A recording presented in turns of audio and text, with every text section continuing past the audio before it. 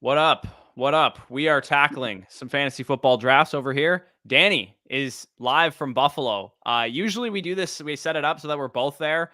Unfortunately, logistically that wasn't possible for us to both be there, but we do have you in Buffalo, which is nice because that means that at least you can make your own picks. We don't have to have Spicy Hot in the backseat drafting as much as we appreciate him.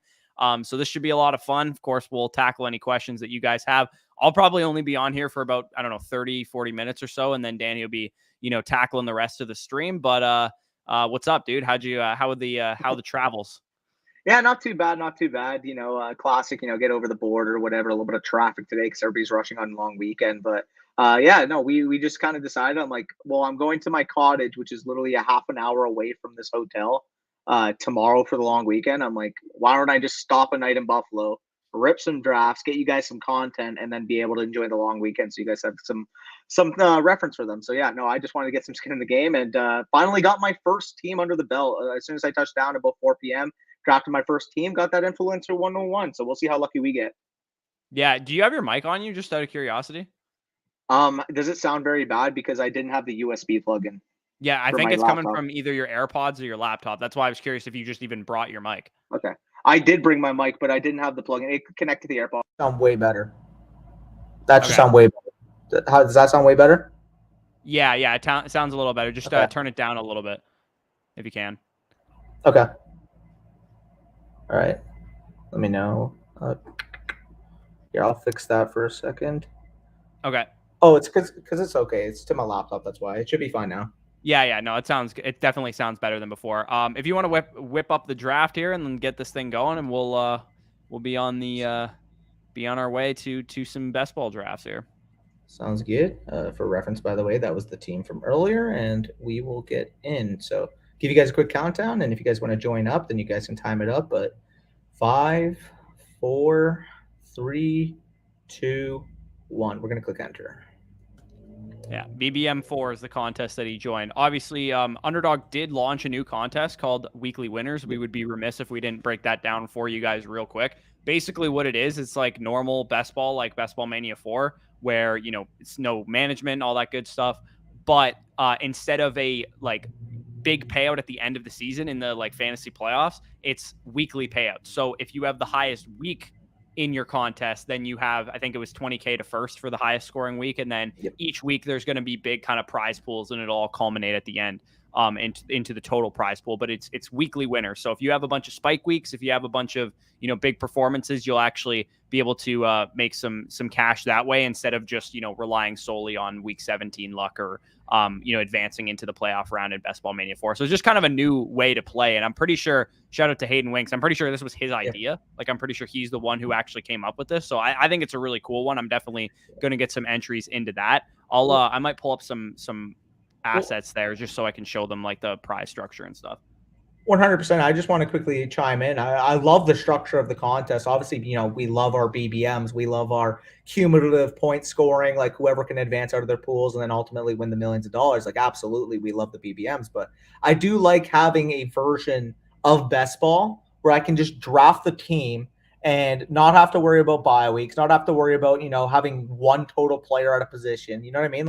Because when it's a weekly basis, it might even be plus EV to stack up teams on a bye week, and vice versa. It might be if you have a Travis Kelce, what's the point of drafting a second tight end at this point in some cases if you don't get value? Because realistically, Travis Kelce, any single given week is going to have the highest ceiling of any tight end, and you don't have to worry about the cumulative nature of him being on his bye week. Yeah, it's a good point. You could lean into the variance with wide receivers or running backs having spike weeks or whatever, and just avoid the tight end position completely after you draft a guy like Kelce and just take an L for that bye week that he has or whatever, and hope he doesn't get injured, obviously. But yeah, it should be an interesting contest. We need one more person to join this Best Ball Mania, and then we should be good. I'm gonna throw the prize structure for weekly winners on the screen just so people can see kind of how it works. Sounds good. Okay, here we go. Did we get another 101? Where are you picking? We actually got the 111 this time. So we got the 101 last time. You just add a 1 in front because we got Corey in the cut. All jokes aside. Yeah, pretty much. I live off of 111s. But here's the thing. This year, I believe that's where the winning team will come from. So I love it, dude. I mean, it's easy to me because I do view this as being obviously, your Jefferson, your Chase, or your top tier wide receivers. But you're telling me I compare two of like CeeDee Lamb, Amon St. Brown, AJ Brown, or would you compare them with a league winning type of upside running back at that point too? So getting those type of high ceiling players, I do feel like the end of the second round this year versus the early second round might be a bigger difference than the start of the first versus the end of the first. Yeah, and I mean, obviously it is a drop off the 2-3 turn versus the 3-4 turn, because if you're picking at the 11 Yeah, that's spot, then fair. you also need to be concerned about what's falling to you at the 3-4 turn. But I do think it's better than last year, at least. Last year was not good. It was like you were like, okay, like, do we want DJ Moore, Deontay Johnson? Like, and those guys had okay projections, but I think at least this year there's better guys there. And this is the structure for the weekly winners contest. So it's a $15 entry, 3.5 million in total prizes, 20K to first each week.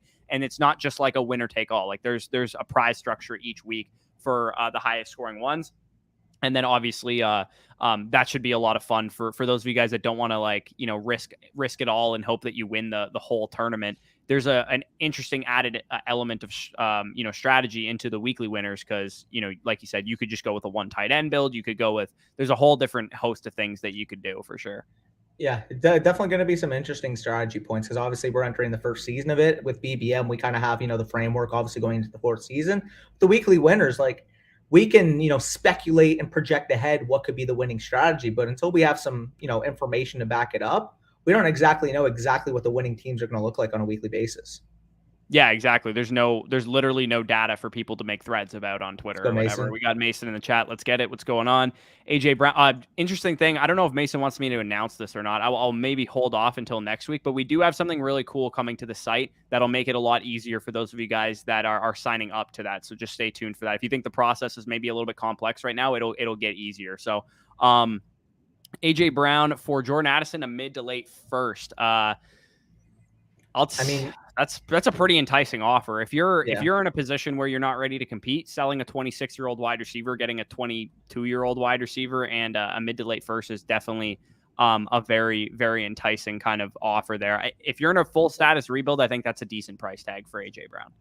I would agree. I mean, if you're contending, you take the points of AJ Brown, obviously a 1-2 turn type of wide receiver who, could be in the consideration for this pick. But I do think if you're not fully competing, by the way, I think Eckler has to be the pick here, legitimately. Like Bijan or Eckler, like those two guys, they should not be available. Like I like Garrett Wilson, man. Like don't get me wrong, but there's no way that I would take him over those running backs. I was expecting to see CeeDee Lamb, and he was gone. I mean, if CeeDee Lamb and Garrett Wilson and AJ Brown are all gone, I do think Eckler or Bijan has to be the pick there. And I just mentioned how I wanted to stack wide receivers on the turn. Bro, I hope Bijan falls back to us. That would be an insane pick. Yeah, you can't pass on him if that happens. So. I do think Eckler's kind of getting, the short end of the stick at this point because kind of feels like somebody that pain, but it kind of feels like somebody that would be hyped up and, pinned up as a top 5 pick by the redraft community. But because of the underdog, best ball nature, all the wide receivers going heavy, like Eckler's falling to the end of the first where I'm actually going to get some exposure to him there because I do think the ceiling is massive there being in that Chargers offense, a team that should project for 650 plus pass attempts at the minimum, possibly 700. I understand the target competition with QJ coming in, but Eckler's going to command his own targets. Eckler's going to get a ton of goal line work on that offense. So love him there at this pick. Yeah, absolutely. Not even a thought, especially with Adams gone. I wasn't sure if Adams still made it, but yeah. I wonder. I'm curious to know, like the previous year's RB1, because that's what Eckler was last year. What's the lowest they've gone in redraft the next year? Like, is this the lowest? Do you think? Like, because normally the previous year's RB1 is not only like highly picked; it's usually the first pick. Well, the only one that would be different would be when Gurley had all the offseason like issues going on with his knee because he was the RB1 in 2018 though. I believe so, or at least points per game wise, he was. He might have been in points per game, yeah.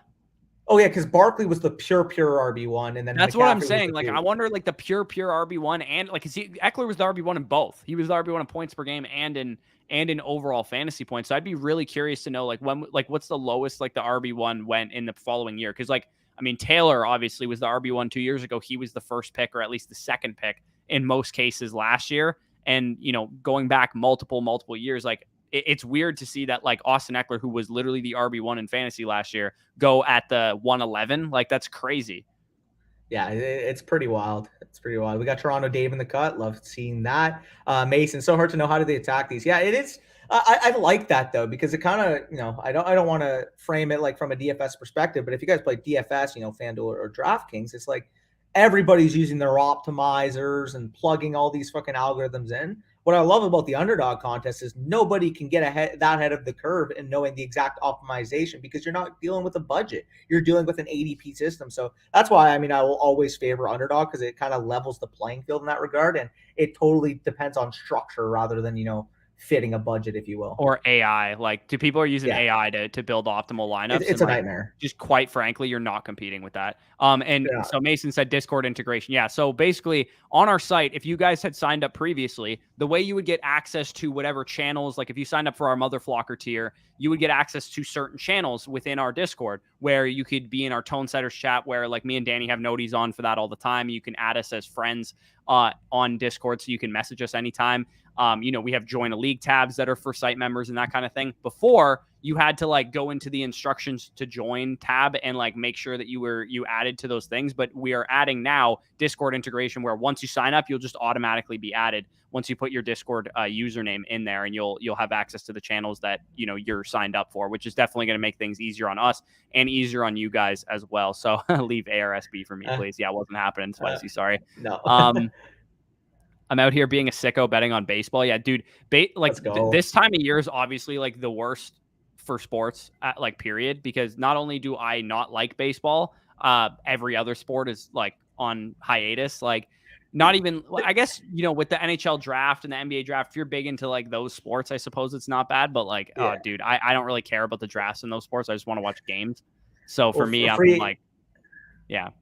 I was just going to say, free agency for the NBA opens up at 6 p.m. Eastern, and there's a lot of stuff going on right now. So that's very interesting. Also, you mentioned you don't like baseball. I'm not the biggest baseball guy, but if a game's on, I will watch it.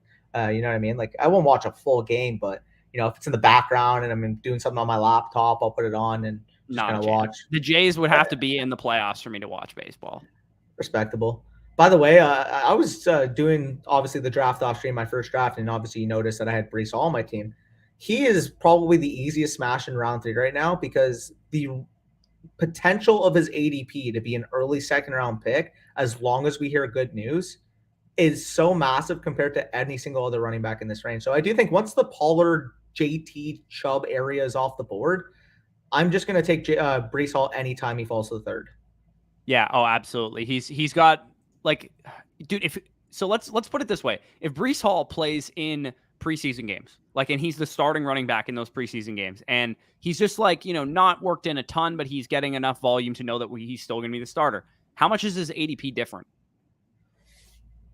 Massively. If I would imagine he's probably a mid-second round pick if he's playing in preseason games, right? Early second round pick. Yeah, I think he would go crazy thing, because had he not torched his ACL, he'd probably be the RB2 in fantasy right now. In redraft. Sure. By the way, Ridley would do that as well. Yeah, I already put him on the queue. We are way higher on Ridley than consensus. The question I do have for you is: do you stack him with an ETN here and possibly look at Lawrence with the next turn, or do you just take a guy like Keenan Allen and maybe take Herbert on the next turn? What do we got at the onesies right now? At the onesies, the best available guys.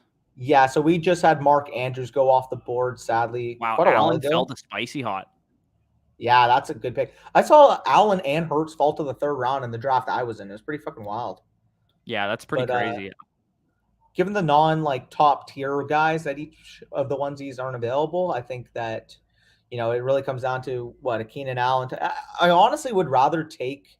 ETN is actually gone. Never mind. I would have rather taken ETN, because I do honestly think I would rather just prefer Mike Williams at cost. No, I would much rather prefer Mike Williams at cost. I don't mind taking Judy here. Yeah, as gross as it sounds, do the Broncos and Chargers play each other in Week 17, or am I making that up?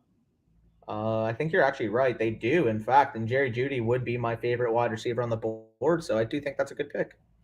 Yeah, I like that. I literally put out a thread today talking about how I think Christian Watson is overvalued. So even though if you're in a position to take Christian Watson, and I would want to have 2 wide receivers already on my team if I'm going to draft Christian Watson, because he is more of your spike week volatility guy, not necessarily the guy that you want to anchor your wide receiver core with if you go running back heavy early. So we were actually kind of in a situation where I would maybe consider Christian Watson. I just personally think he's overvalued. You got an offense that was literally 28th in pace last year with Aaron freaking Rodgers. Like, do you think they're going to throw the ball more with Jordan Love? Like, absolutely not. They're going to throw not a lot. He had the same peripherals as Jahan Dotson. He was like a 6.5 target per game guy, 3.5 reception per game guy, scoring a lot of touchdowns. Same as Jahan Dotson, like same exact shit across the board, except Jahan Dotson goes at wide receiver 40 and Christian Watson goes in the 4th round at wide receiver 20. And Dotson, I would argue Dotson's offense can be better this year, especially from a passing perspective with BBMIV coming in. Yeah, and if you're looking for like a target hog projected wide receiver 1, like I do like Christian Watson, the talent. I do agree the ADP is a little high. I think I'm higher than you on him in terms of his talent. But if you're looking for just a pure wide receiver 1, I know you don't like Treylon Burks, but like, what's the difference in terms of projecting them as their team's wide receiver 1s? Right? Not a huge difference. So I'm eating a protein bar if you want to carry it right now. You're good. Not to mention, like, while I do think the Packers offense in most scenarios is probably going to be better than the Titans offense as a whole, are we really projected Jordan Love to be a better quarterback than Ryan Tannehill? I think Ryan Tannehill might be the most underrated quarterback in the NFL right now. So that's just my thoughts on it. Again, I don't mind taking Watson. I like him a lot in Dynasty because I think he's a talented player. But early 4th round in redraft, like, we're taking him over Terry McLaurin. We're taking him over. I mean, in projection, Jerry Jeudy usually goes after him. We obviously took him before because we prefer Jeudy, but it's just I can't go that far. Eating that protein bar. So we're looking at the turn here. Joe Burrow does go to the Jamar Chase team. Jamar Chase was actually picked at 1st overall. So interesting there. He gets the Chase, Higgins, and Burrow stack at that 1st overall pick. But yeah, what do we got spicy here looking like? CeeDee Lamb, Saquon Barkley, Josh Allen, Jahmyr Gibbs, strong start there. And obviously for us, honing in on that hero RB with Austin Eckler at the 1st pick. But yeah, we're looking back here. Mike Williams, 502 off the board right now. Like, if you were to ask me right now, we were kind of talking about it earlier, but Keenan Allen at the 401 versus Mike Williams at the 5.2, I just want to take Mike Williams every single time. Dude, in this format, I think I prefer Mike Williams straight up. I do. And best ball, like, spike week potential, yeah. And not only that, but, I mean, I've kind of already voiced my concerns on, like, old players in general, but I'm out on, like, Travis Kelce at cost. I'm out on Cooper Kupp at cost. Like, Keenan Allen coming off of, like, a season where he missed, like, 7 games from, like, a simple hamstring injury. Like, it reeks of Julio Jones 2 years ago. Yeah, no, it definitely does. Like, would it shock me at all if Keenan Allen plays 6 uninspiring games next year? No. And, like, that makes me way higher on Mike Williams and even in QJ to some degree as well. And Eckler as well, because we've seen when those guys were injured, he was just getting fed targets too. So for me, yeah, I'm not overly excited about Keenan Allen. I got burned hard by Keenan Allen last year. You know how high I was on him last year. And yeah, I drafted him everywhere, and he ended up sinking a shit ton of my best ball teams as well as a couple of my redraft teams as well. Well, it just doesn't really make much sense to me because it's like we knew the Chargers were going to throw a lot last year. He adds a 1st-round wide receiver in the offseason, a season where he missed so much time and is a year older, and his cost went down, what, a half of a round? Like, typically that's it should have went down quite a bit more. Like, if you think about, like, Michael Thomas, like, his cost difference from where he was going at and before he suffered a bunch of injuries to where he was going last year, like, last year he was like a 6th-round pick, and we, like, obviously we got burned by him too. Like, I'm just sick of getting burned by old receivers that are dealing with injuries. Like, I got burned by Julio Jones. I got burned by Keenan Allen. I got burned by Michael Thomas. I've got burned by Allen Robinson. Like, I'm sick of getting burned by old receivers. Thunder Road. What? That's brutal. Did he at least get? No, he just took a naked Herb just to say fuck it. I hate you, Spicy Hot. That's who I wanted. Ah, damn. Yeah, I definitely wanted Gods. I think Kittle or Marquise Brown would be probably my pick here. I'm gonna fully vouch on Trevor Lawrence being the other pick. Do you want to take Trevor Lawrence now and just take whoever falls between them? I think we should pass on Trevor Lawrence here and take him with the next pick. I think we should pick the other one first. It's your team, though. You make the final call. Yeah. If you don't think Lawrence is going to fall, then take Lawrence. I'll go Marquise. And then we'll do it as a three tight end build then. This guy might have been the guy who took an ETN, though, so I'm a little scared. Was he the one who took ETN? Yeah. Oh, God. Whoops. I might have fucked up. I was going to take Lawrence, too. Oh, hopefully he doesn't. I might have fucked up. Hopefully he doesn't do it. I saw mean, two running backs, two wide receivers. I'm like, surely he doesn't go quarterback here. He's going to want to pick wide receivers if he's down behind the 8 ball at quarterback, or at a wide receiver. So, oh God, I think he's going to take him here. I'm scared. Hope not. Yeah, Chris, we will show the board after we pick in a second. I got you. Are you guys drafting weekly winners today? I'm sure. I mean, you might be able to. He fell, didn't he? Yeah, he did fall. I will do a weekly winners probably after this because I said I would do 2 drafts for you guys. Obviously, I'm in Buffalo. I'm going to be probably drafting a few teams today. Corey's probably going to, of course, hop off within the next 15 or 20 minutes whenever he wants. But afterwards, yeah, I'll run off another draft for you. Might be a longer stream, but I mean that's the content for today. So I gotta bless you guys up. Yeah. Any thoughts on Baker Mayfield's dynasty stock? I wouldn't pay more than a like early 3rd rounder for him, to be honest, or like a receiver that you think is worth about an early 3rd rounder, because I don't think Baker Mayfield's going to be getting many starting opportunities. Like this will probably be his last one, I would imagine. And then he's just going to be like a reserve backup quarterback for a team going forward. So I probably wouldn't invest anything of value into Baker Mayfield. Like, yeah, could he have like a decent season this year and like maybe improve his stock a little bit? Sure. But I think the Bucks will be in the quarterback market unless Mayfield is just like as good as he was in 2018, which I don't anticipate happening. Yeah, no, I agree with you there. With Baker Mayfield, it's like I don't exactly know what his cost is because it's like I would buy him for a 3rd, but I would easily sell him for a 2nd. Yeah, and I think everybody that has Baker Mayfield on their roster is thinking the same thing. They don't want to sell them for a 3rd, but they also would love to sell them for a 2nd. So I just don't. It's such a middle ground. There's like they need to make a round in between 2 and 3 so that people can sell Baker Mayfield. I would imagine in quarterback heavy rooms you would need to pay a 2nd for him, and I wouldn't do it. Yeah, no, I would agree with you there. Keenan Allen is old. I agree with you there, Spaggy. Target hog, yeah, a little target munching action. Ew. Can you show the board? Yeah, we got you there, Chris. ADP is way too high. Yeah, no, I mean we just. What, can you go? Can you go to the team that drafted him? I just want to know what his ADP actually is. Ackland Mick. Oh, how do I say that? Aislinn Mick. Can I? Oh, duh, I'm an idiot. His ADP is 36, so he's the end of the 3rd round right now, man. Well, I mean, that's kind of going back to my point about like the board being better at the end of the 3rd round because like you had to take Keenan Allen in the early 3rd last year. But like, yeah, like I mean, look at the board at the end of the 3rd round that we were getting: Cooper, Ridley, ETN, Judy, Gibbs, Najee Harris, those type of guys available at the end of the 3rd. Like last year, it was looking dicey at the end of the 3rd round last year. The best, like you were praying to God that Travis Etienne would fall back to at the end of the 3rd last year, and he never did in sharper rooms. For sure. By the way, I know this is a pipe. Oh, Spicy's gonna do it, isn't he? Do you have a tight end, asshole? Oh, he's got Kittle. Okay. Let's just pray Kyle Pitts wants to fall in one draft. Yeah. What are we looking at running back other than Swift, who's a bum? Oh, QJ. I don't mind Swift, to be honest. I don't mind Pacheco. I would.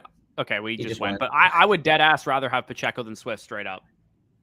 That's not a terrible take. I also, if someone were to say they prefer James Conner, I don't think that's a bad take either. I actually think I want to take Conner with the next pick. I also would prefer Montgomery to Swift straight up too. Am I crazy? Like, why am I in on James Conner this year? It's 8th round opportunity cost. We were in on James Conner last year, not from a redraft perspective or from a dynasty perspective.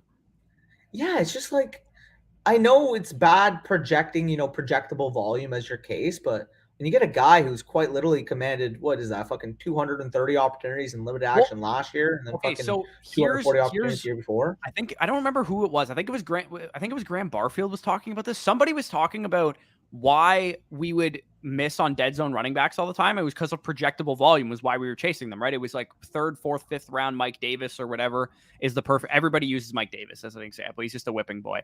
But I think the projectable volume argument, like why would I take projectable volume in round 3 and 4 with Najee Harris when I could take projectable volume in round 8 and 9 with James Conner and, go back to the running back board, David Montgomery, Rashad White. Like all these guys are going to have projectable volume. Javonte Williams, if he's on the field, AJ Dillon, Antonio Gibbs, like these guys all have projectable volume. So why would I take a volume play in the 3rd, 4th round now when they're all available late? Yeah, and that was the case the whole time. We were always talking about this with the running back dead zone because you could always find running back value and projectable volume late in a draft. Like go back to the year of Connor and Fournette going in round 8 and 9 as a perfect example. So for me, I think everybody freaking out about like the running back dead zone this year. It's just like the running backs there are better, sure, but they're still just volume plays most of the time. Yep, I agree. By the way, is it too early? Should we wait on Ingram? Yeah, we should wait on Ingram. I think we should. I think go to wide receiver. I just want to see who's available there. I like both of those top 2 guys quite a bit still.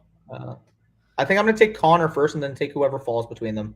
Okay, that's fine. I mean, we could still go Ingram with our next pick too. This is probably I would highly suggest going 3 tight ends in this team anyway. So 100%. Yeah, no, it's going to be a 3 tight end build and most likely a 3 quarterback unless we get probably cut off at Cousins or Jones would be my like last one that I would want here. I think we should go with a 2 quarterback build and prioritize getting Prescott because St. Brown and the Cowboys play each other in week 17. So we can get Prescott as the swing back there.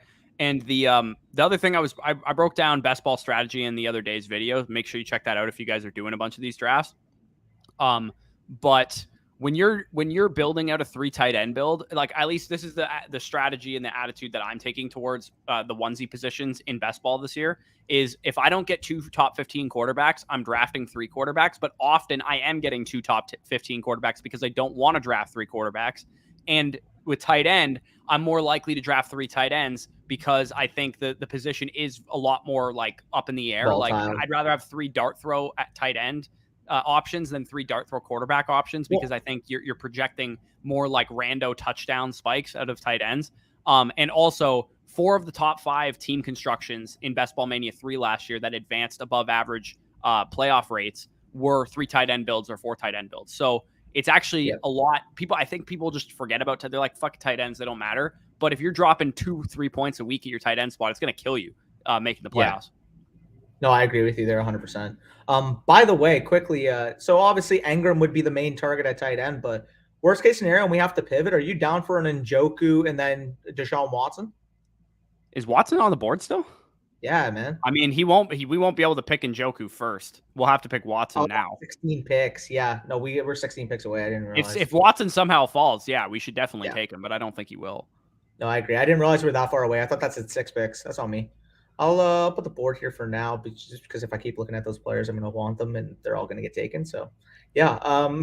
Lockett over Kittle and DJ is a little nuts. I don't know. I mean, I do like Lockett. I think he's fine at that cost. Obviously, I'd probably prefer Kittle at least, but I mean, Lockett plays in a much better offense than Deontay, and you could argue that there's probably not just as much, but still a very, very good target competition there in Pittsburgh relative to what Seattle's bringing to. Yeah, I think I'd much rather have Deontay Johnson though than Lockett. Yeah, 100%. Yeah, I would rather have Lockett 100%. I think you'd rather Lockett. Sorry, I would rather have Deontay than Lockett. So Gotcha, I'm making no sense right now. I would prefer Deontay because Deontay is the one on his team, clearly. And Pittsburgh, I suspect, will throw the ball more than Seattle. And I mean, I guess Seattle's got a good, baseline of like top 15 to 20 level offense, but I think Pittsburgh will probably be right there with them in terms of offensive output, assuming Pickett takes like a decent step forward. And Deontay has shown a lot higher of a ceiling over his short career than even Lockett has. So if that's the case, then Deontay and DK must be very close for you.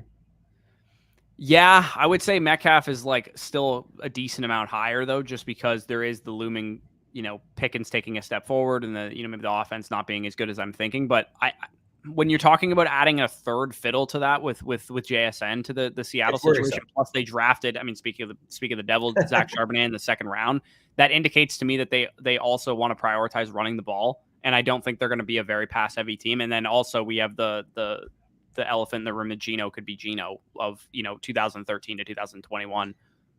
You basically just summed up why I'm honestly fucking scared shitless about DK Metcalf at current cost. I'm scared shitless about all of them, to be honest, because I think everybody's totally assuming 100% that Geno's gonna be the same guy. And I know that it's like probably likely because he has a great cast of weapons around him. But at the same time, man, like it shouldn't be a certainty. Like we know with certainty, like Patrick Mahomes will be a great quarterback. We know with certainty Josh Allen will be a great quarterback. We do not know with certainty that any quarterback outside the top 12 in raw talent are going to be, above average 12 starters. might On be any, like, pushing I would it. say they fluctuate any given year. I- Derek Carr 2 years ago, we all said he was like the 13th best quarterback in the league, and now everybody would rank him like 25. 20th. Yeah. It is funny. You said 12, dude. I think you might be able to cut it off probably after Rodgers at like 9, realistically.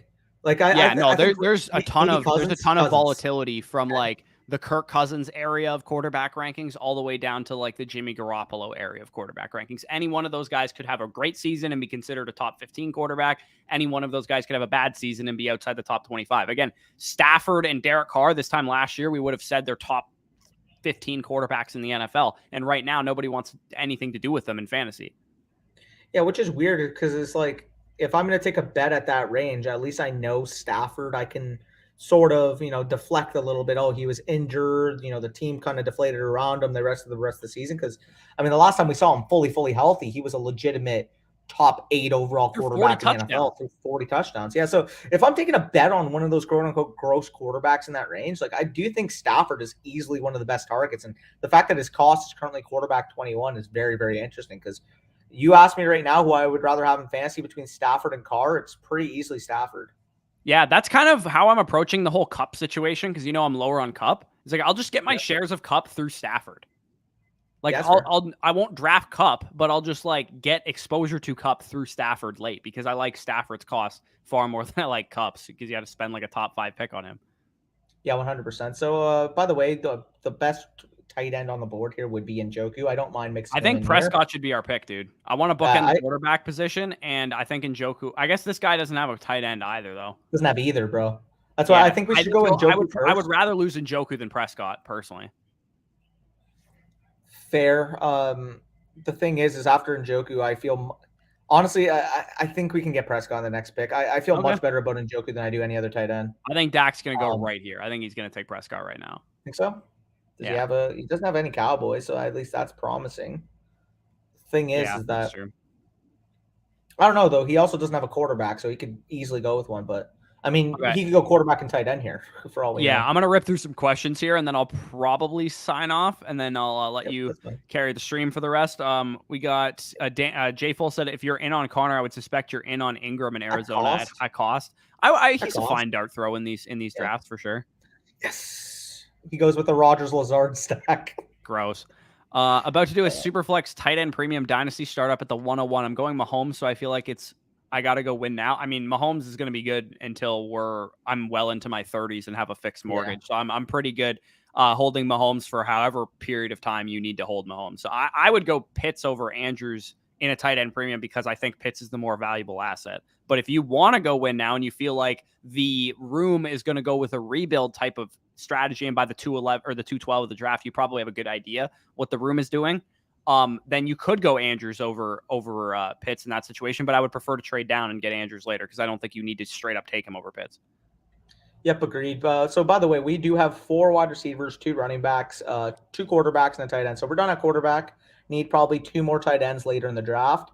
And I'm assuming, depending on what the board looks like, this is kind of the sweet spot at running back, honestly, because we're still looking at some decent profiles like Elijah Mitchell, Jamal Williams a little bit less because I do like Kendre Miller quite a bit as well. Jarek McKinnon, Jalen Warren, Tank, Roshan. Yeah, there's a bunch. Rashad Penny, he's not going to fall, but like Rashad Penny, I think at this point is very, very valuable too, especially if you're out on Swift. Oh, yeah, absolutely.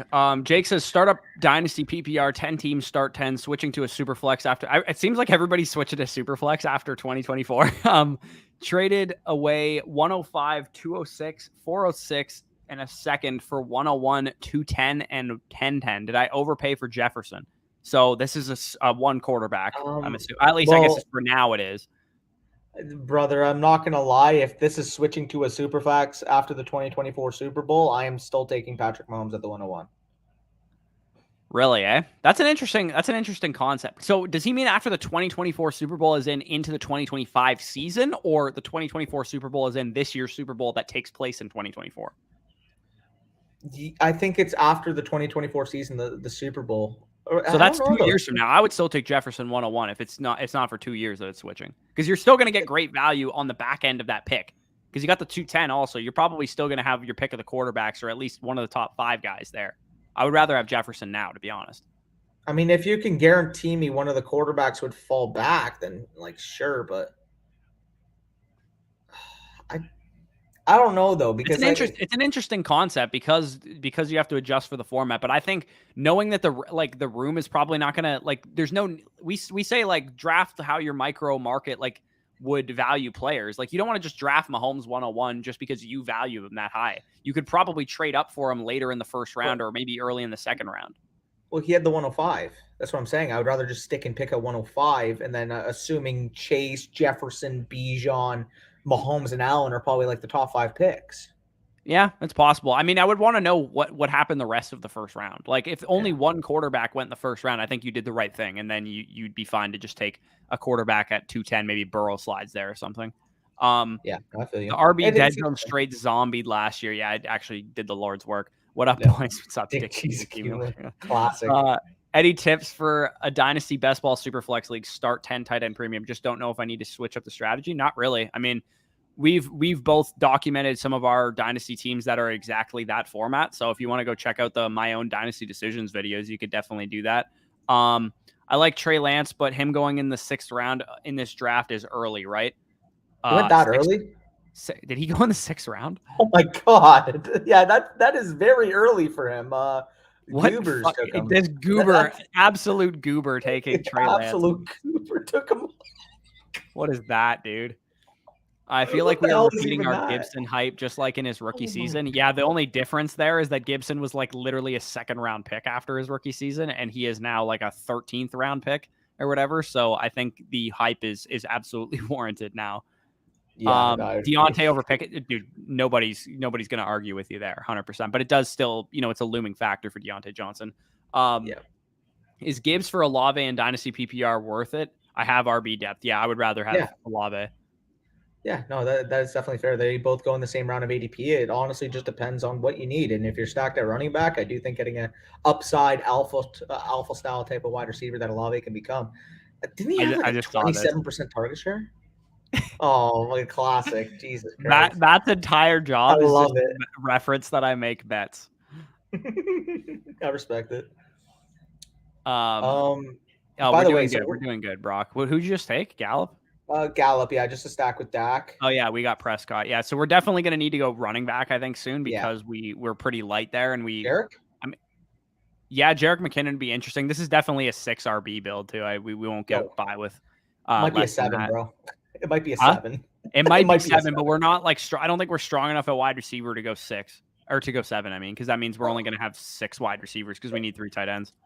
I would say if we went wide receiver in the 1st round, and then where we took, let's say that was CeeDee Lamb, and then the running back we took was like where Marquise Brown went, it would probably be a 7. But yeah, I'd agree, it's probably a 6 because we do have Eckler and Connor as a projectable workload type of guys. So yeah.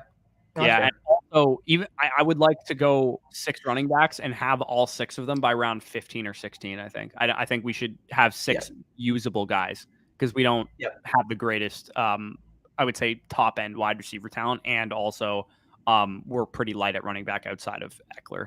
I have no problem taking our last 2 tight ends as like Hayden Hurst and Irv Smith in the last 2 rounds or whatever. Or like, dude, Michael Mayer has a 209 ADP. Yeah, that's what I mean. Like, I'm gonna just own an absolutely ridiculous amount of Michael Mayer. For some reason I can't get into the new weekly draft. Whenever I click enter, I think there was a bug with it. It should be patched now. I saw Hayden mentioning that on Twitter at some point. Mahomes like 28, which is literally 28-year-old quarterback of Patrick Mahomes caliber might as well be Braylon Allen playing in the NFL this year at age 19. Like, I could care less about Mahomes' age, to be honest. This is a BBM4 draft. Danny will be ripping a weekly draft after this one. How come you guys are not playing the Superflex Underdog? You guys, I mean, we love Superflex from a Dynasty perspective. In terms of like, so Underdog granted us the entries for BBM4, so that's why we're doing BBM4 drafts. Yeah. Because we want to max enter the thing. But I don't know if you intend to mix in any Superflex drafts. I'm probably not going to. I did last year. I did a couple puppy but Superflexes last year, but I'm probably not going to this year. Yeah, for sure. And again, I could always add some mon of my own funds as well if I realistically want to toggle in. But I'll probably get mostly the BBMs through, but weekly winners will be mixed in. Superflex will be mixed in. I will ask you though, you guys, because obviously we're debating It's probably just going to be a weekly winners draft, but I mean, if people wanted to see a super flex team, I could always do one and tweet one out as well. Yeah, for sure. Wanted to switch after 2 years. Yeah, that's a good commish move if people wanted to do it. Why are you doing a startup then switching? Wouldn't you just do it now? Oh yeah, I mean, yeah, he said that's basically what he was talking about there. Definitely set on JJ, half guys overvalue quarterback and half undervalue the position. Yeah, I mean, if half of them are not valuing it properly, then you're going to probably get some decent value on quarterbacks in the long term. I'm off Seahawks next season altogether. I'm actually on their running backs, but not really their passing game at cost right now. I really like Walker and Charbonnet at cost, and I'm not totally excited about any of the other options at wide receiver. Well, let's think of it like this, right? I like their outlooks. I think it's solid. I just don't want to pay a 3rd round pick for Metcalf, a 6th round pick for JSN, and a 6th round pick for Tyler Lockett when I think they might throw 525 times next year. Well, it's simple to me because it's like if you were to rank Geno in terms of where you're projecting to be in terms of passing yards next year, like you're taking, even just off this list, you're taking Mahomes over him. You're taking, from pure passing yards, Josh Allen at least over him. You're taking Joe Burrow. You're taking Justin Herbert. You're taking Trevor Lawrence. You're taking Deshaun Watson if he plays up to that ceiling. Probably Tua, probably Dak Prescott. So then at what point it's like, well, now we're taking 3 pass-catching weapons in the first 7 rounds of a team from a quarterback who might throw the 10th most passing yards in the league next year? Yeah, what is – I mean, I'll look right now. I bet Underdog's pick'em line is probably like barely 4,000 yards, if that, for Geno Smith. And at that point, like we're talking about, are all 3 of these – are these guys going to – they're going to make up 70, 89%, 85% of their team's passing yards? Like, of course not. Like the running backs are going to be involved a little bit. The tight ends are going to be involved. Whatever their 4th receiver is going to have 200 yards or something like that. They're going to cannibalize each other at least this year. At least that's the way I feel about it. I think JSN's totally fine from a dynasty perspective. I'm not worried whatsoever. But this season, he's going to be a peripherals darling. He's not going to be a raw fantasy points darling, which is why I prefer Jordan Addison by a mile in redraft. I think he's a much better option in redraft. Yeah, no, I would agree there. By the way, but this guy's got no quarterbacks or no tight ends through 13 rounds. I respect the grind there. Lance went 150 spots ahead of ADP. Yeah, dude, it's fucking wild. At least he didn't do that. You know what? It's better to not reach on or not have a quarterback than reach on 150 picks ahead of ADP. Danny's burner on Trey Lance. He was trying to make a point. By the way, Roshan, right? Yeah, Roshan's a nice pick there. Roshan, and hopefully Tajay falls, because I find myself I think we're a little early on Tajay here. I would probably rather go tight end if Komet's still there. Right. Yeah. No, I forgot. I didn't read his ADP, but if we can get Tajay the next pick, I do really like him because, I mean, realistically, you can project outside of Derrick Henry, obviously, an older running back that won't get any receiving work. Like, who's in his way on that depth chart for a day 2 type of pick with Tajay, who showed to be one of the most efficient running backs in the FBS last year? Yeah. But I will go with the tight end. Am I just going to have Cole Kmet did go. Fuck. Okay. We got to pivot you could go with another receiver. We were kind of not in the greatest spot there. That's my guy. I would draft. You don't like him, it's your team. You go nuts. You love Shaheed. I know it. He's my dog. Anytime you can draft Derek Carr's 3rd best receiver, you got to do it. Yeah, but I mean, when his 2nd best wide receiver has fucking nuts and cracks and whatever the fuck in his ankle, and he hasn't played in 3 years, then I'll take the chance. I also think they're going to probably run more 2 tight end sets than any team in the league. Probably, but when one of your tight ends is Taysom Hill, will probably just be a running back for most plays anyways. The New Orleans Saints, my attitude is just I want Chris Olave and Taysom Hill and nobody else. I think the backfield's going to be a fucking mess. I don't care about the wide receivers outside of Olave. I just want Taysom Hill and Chris Olave at cost. I respect it. I mean, I will mix in my Shaheed at this point of the draft in the 14th round just because he showed out in his rookie season. And, I mean, talented players earn targets, and he earned targets on the stretch. I feel like Marshall asks this question all the time. I'm a crunchy guy. You said you're a smooth guy, right? I have no real strong opinion on it. I like both. Fair.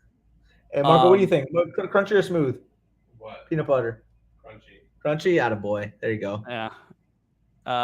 Okay, so I'm gonna head off here. I got to do a little Costco run and chill out for the rest of the day. But Danny Shell, what's up? Real quick, you're signing off once I took Shaheed. You just could not stand it. Couldn't do it. Couldn't imagine taking Rashid Shaheed over over KJ Osborne or, you know, Donovan Peoples-Jones or any of the guys that went after him. If I'm keeping a stack with you, the only other wide receiver I would have considered there would have been Marvin Mims. Yeah, I mean, also I think Chark is not terrible either.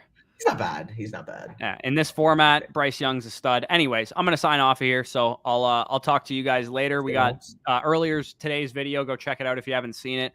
I reached out on Twitter and said, you know, ask me some macro-based Dynasty questions. I also reached out in the Discord and asked about that as well. I'll probably have that video live Sunday. I intended to put it up tomorrow, but it'll probably be live Sunday because I'm probably going to be doing some Canada Day stuff. So happy birthday to Canada, and shout out to our country. We have our holiday on a weekend, so you guys can suck it. Yours is in the middle of the week this year. So yeah.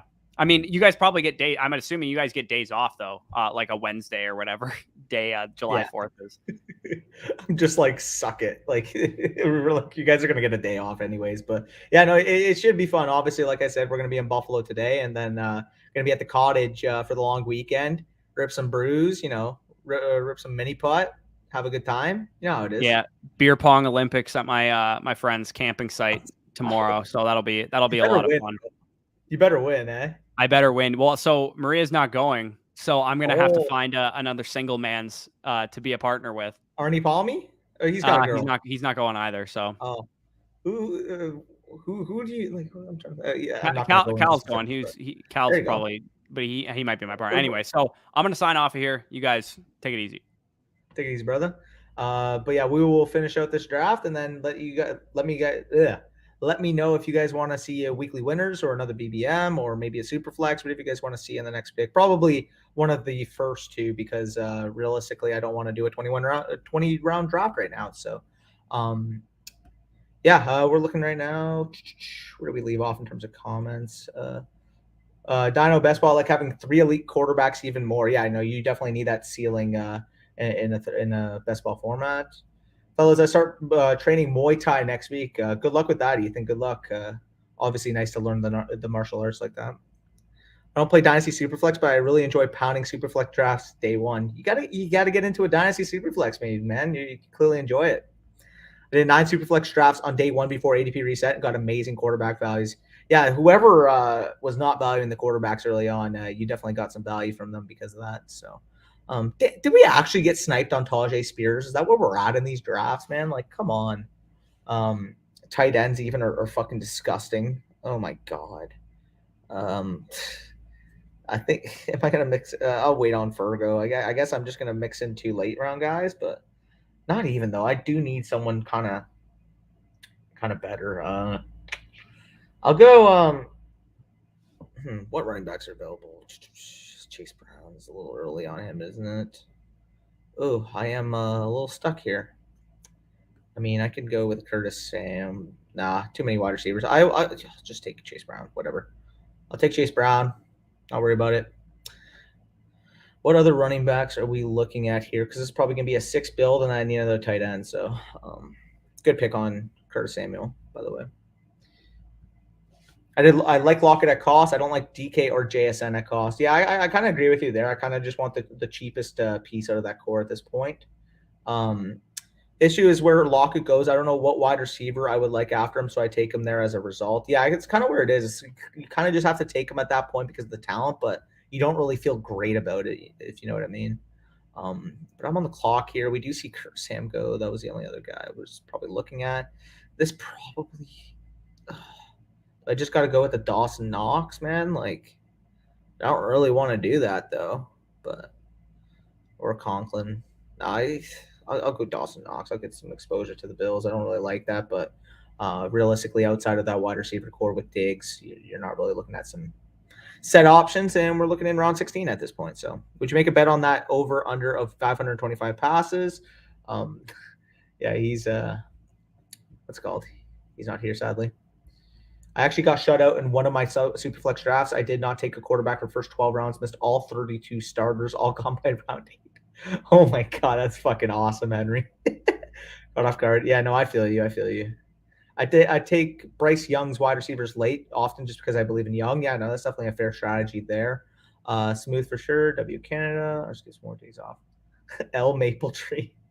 Appreciate that, Smooth. Appreciate that. You guys affected by wildfires? Yeah, for the long time, like the smoke in the air was pretty hefty. Hard to breathe outside, but it's cleared up mostly. But I mean, in some areas, especially with higher elevation, you can definitely feel it. Superflex next. Superflex, people want to see the Superflex, and people want to see weekly winners. So we will see. We will see which one.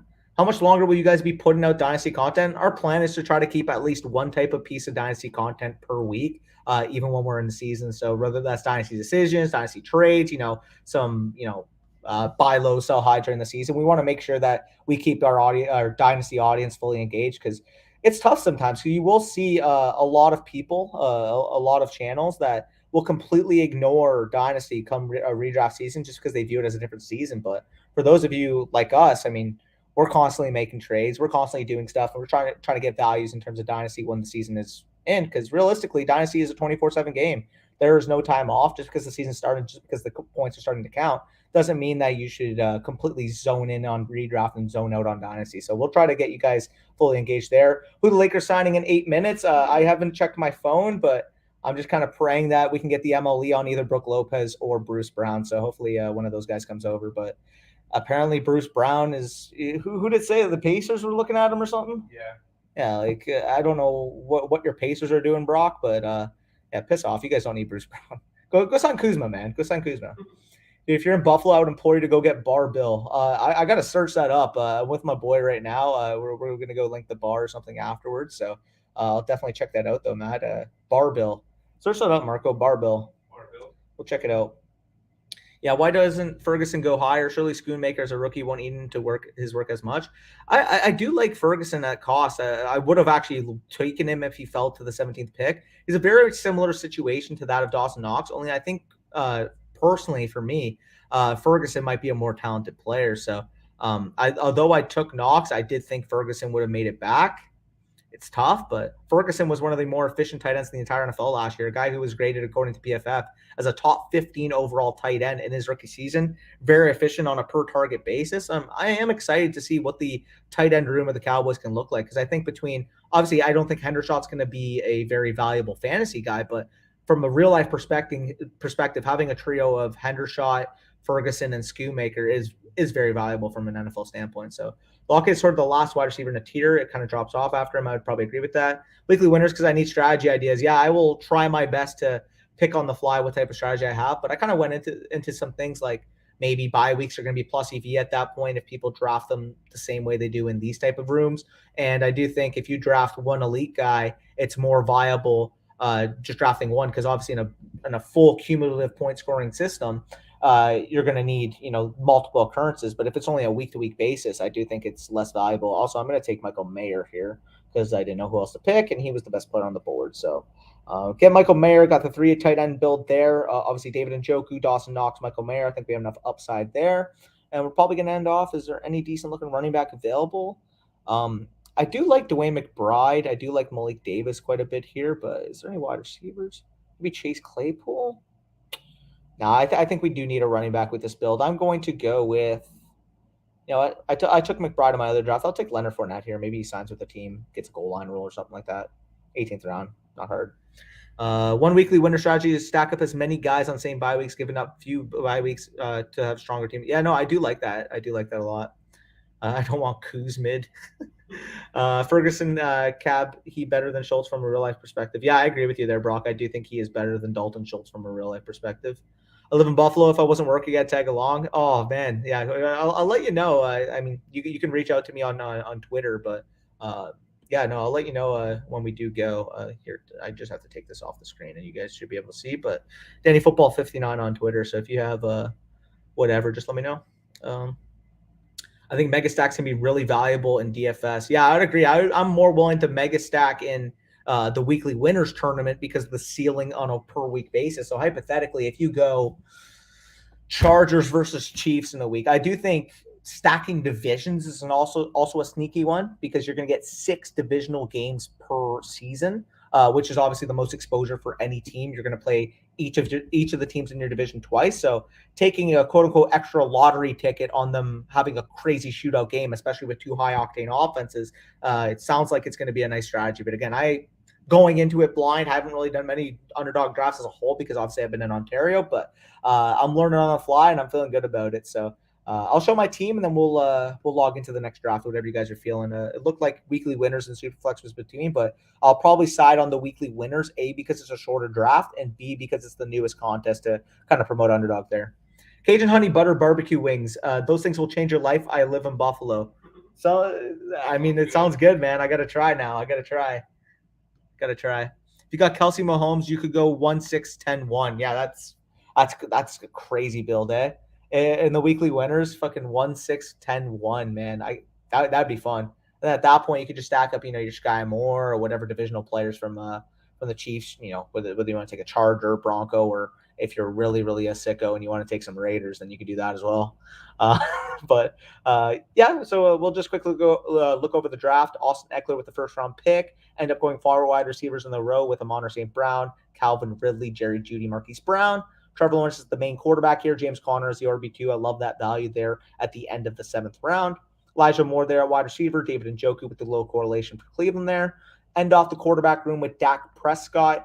Stack him up with Michael Gallup in the 11th round. And then from there on, you're just taking your nice running back profiles. Jerick McKinnon, if he's the pass catcher for the Chiefs, obviously he's going to be a value there in the 12th round. Roshan Johnson, talented real-life runner, lands in a situation with a lot of ambiguous opportunity there in Chicago. I do like him in the 13th. And then from there on, you got Rashid Shaheed. You guys know I like him. Chase Brown, Dawson Knox, Michael Mayer, and Leonard Fournette. But I think we can cue on to the next draft here. Like I said, we'll go into a weekly winner simply because we've never showcased a weekly winners on the channel. So I do think it'd be nice getting you guys filled in there. Do you think 2 mega stacks on one team could work? Let's say you mega stack Chiefs and Chargers. Well, that's kind of what I was referring to. Obviously, you're limiting some type of ceiling because you're not getting every exposure to the high-end games, but you can pretty much bet on a per-week basis that one of the Chiefs or the Chargers are going to be one of the higher scoring teams on a given week.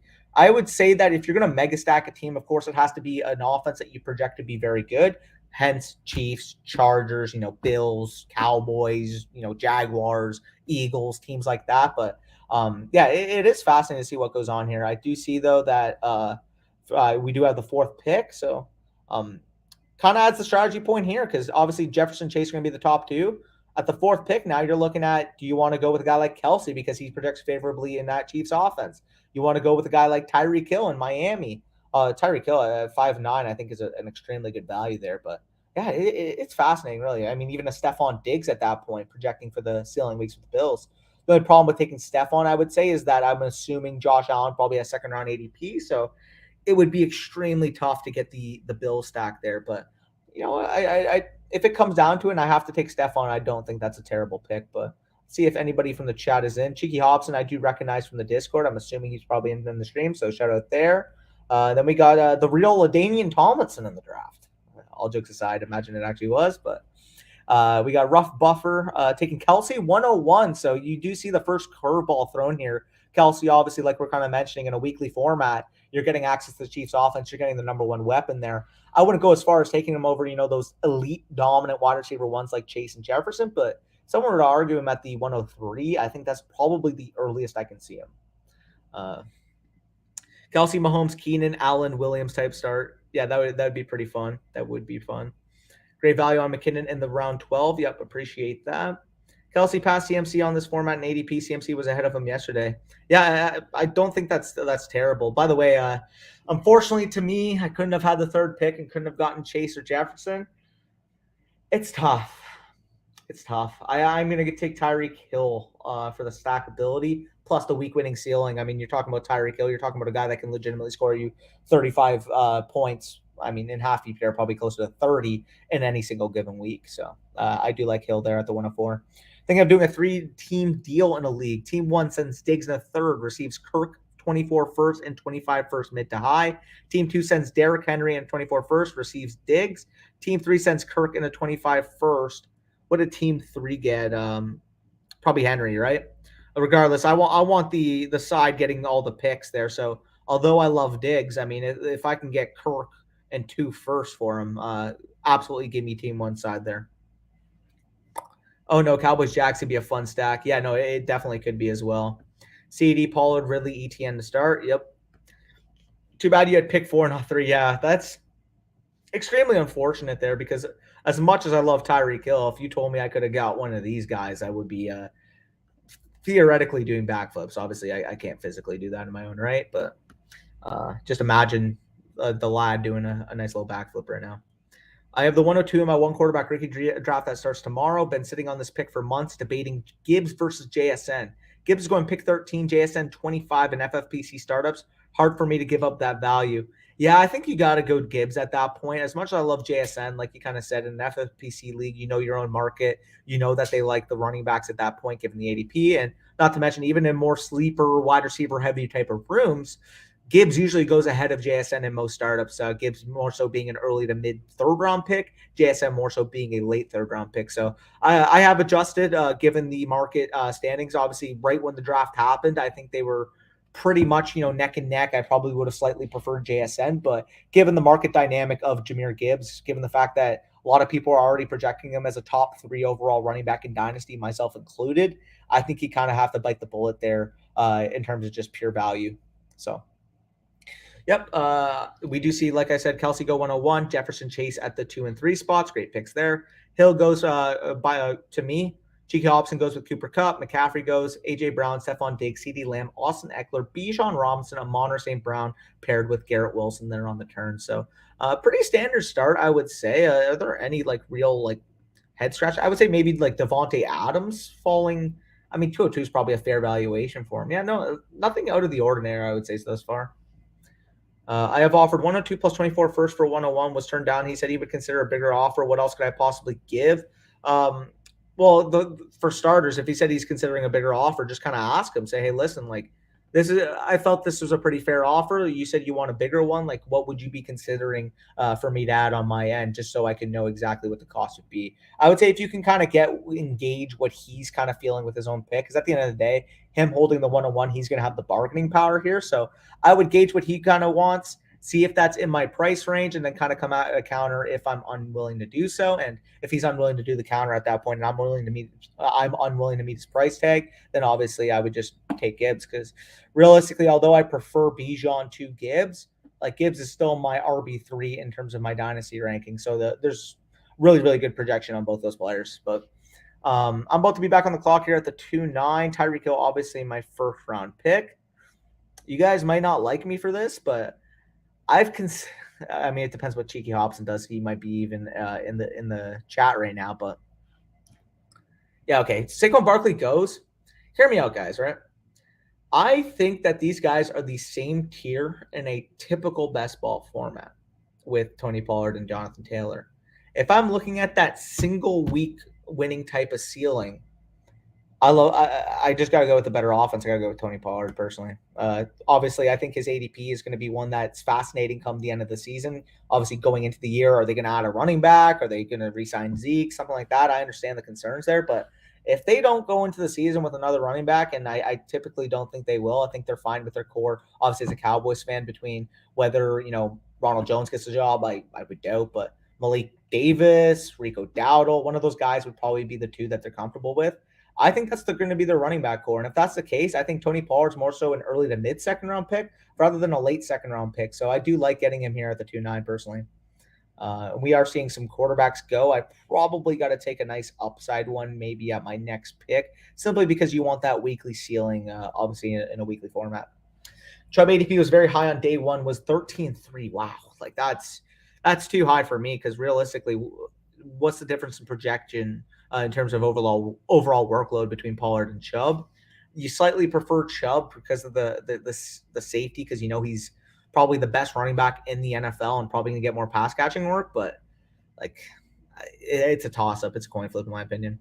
Gave me an offer a month ago. You want a 102 plus 24 first plus Pollard plus Godwin. Yeah, that's too steep for me personally. I can't pay all that for myself.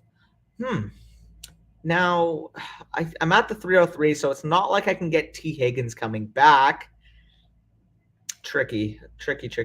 I will go T. Higgins and hope that Burrow falls back, but I thought those quarterbacks honestly would be going higher. I am a little bit curious because realistically, those top-tier quarterbacks are so valuable in this type of format. But leaving the first 3 rounds with a Tony Pollard, Tyreek Hill, and T. Higgins start, definitely could do much worse than that. I'm absolutely ecstatic to start with those 3 guys.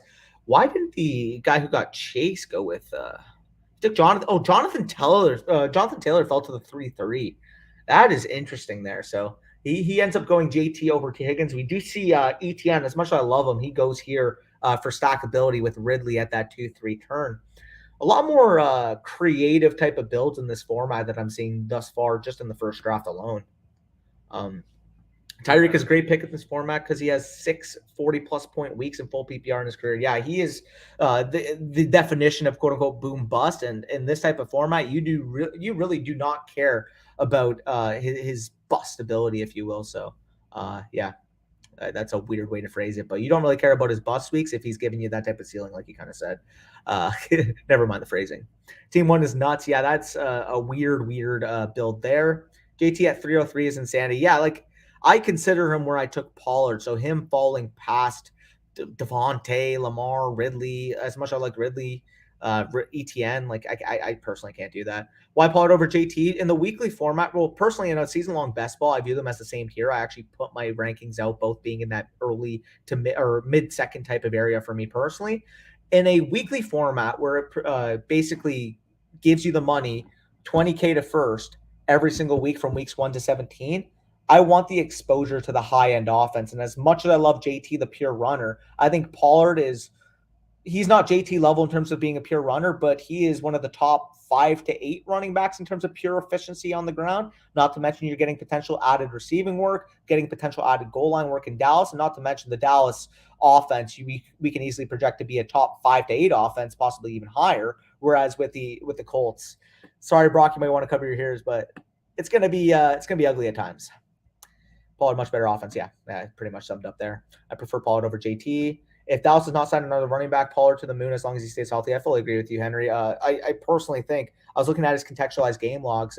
You guys will be seeing that series coming out soon, basically the truth of every single one of these high-end players in fantasy seasons. But week 7 on, once Dak came back, once Pollard fully inserted himself as that starting running back, he was scoring 21 PPR points per game. He was a legitimate difference-making running back, and that was on 18 opportunities per game. If you're getting that type of efficiency, that type of offense, and potentially a guy who can go from 18 opportunities to maybe 20, 21 opportunities per game, you're looking at a legitimate league-winning type of player. So for me personally, I'm definitely going to be all in on Tony Pollard. I think clear-cut, he was by far the best running back on the Cowboys last year, hence the decision. I mean, Ezekiel Elliott, as much as I loved him coming out of the draft, as much as I loved him in his first few years, it's what happens when a running back gets 2,000 plus touches in their career. They simply wear down, and it is definitely Tony Pollard, young man's game, time to rise. So for me here, I do like Herbert. Now, is Herbert going to fall back to me? I really would have wanted Joe Burrow to fall, but that was never going to happen. Do I take Herbert? I can't take him over Judy, though.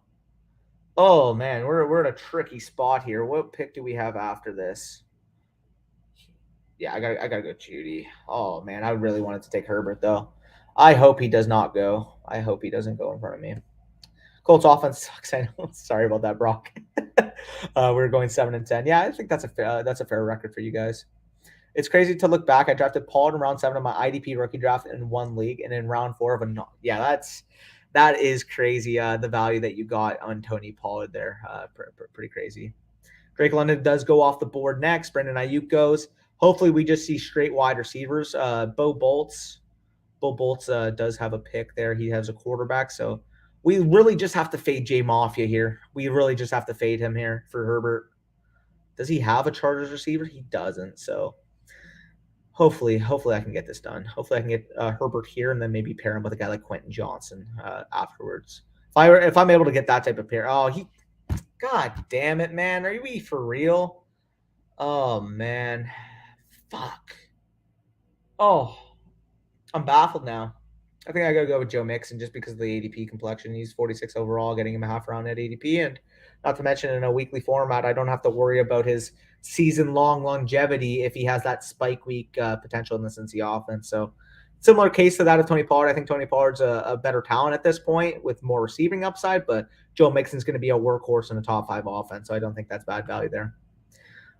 Damn, I really wanted Justin Herbert. You guys are going to hear so much propaganda from me on Justin Herbert over the offseason This is a guy that, with his top wide receivers missing time, Mike Williams and Keenan Allen missing multiple weeks on the season, with Josh Palmer being at times his wide receiver one in the offense, we saw 699 pass attempts from Justin Herbert, which is a build off from 675 pass attempts the year before.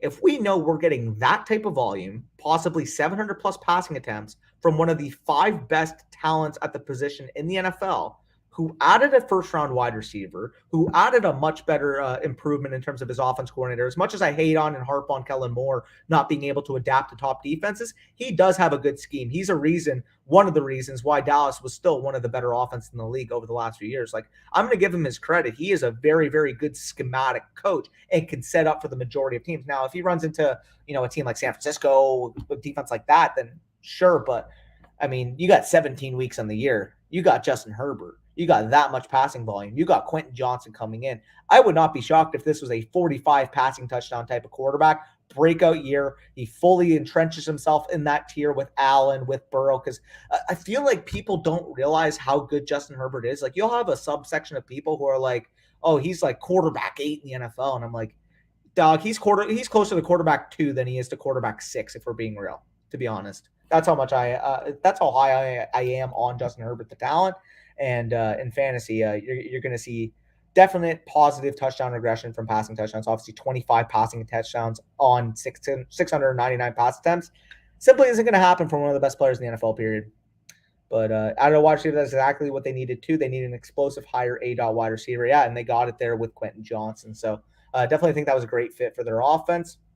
For those of you that want to see the board, because I know a couple complaints were on the last draft. First pick, we ended up going with Tyreek Hill. Second pick, Tony Pollard. Stack up 2 wide receivers in the 3-4 area with T. Higgins and Jerry Jeudy. And then end up going with Joe Mixon at that 5th round pick. So if we're looking at it right now, we are 3 picks away. Is there any other upside quarterbacks?